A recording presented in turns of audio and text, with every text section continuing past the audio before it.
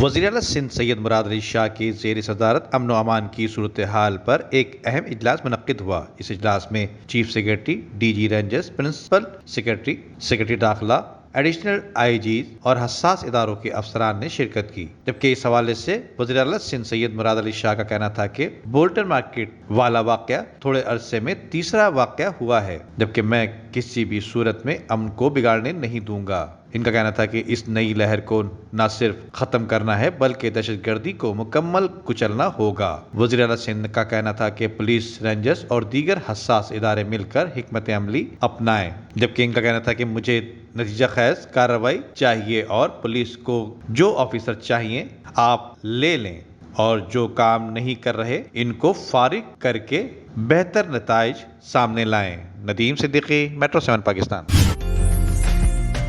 عمدہ میں پکائیں اور جی بھر کے کھائیں۔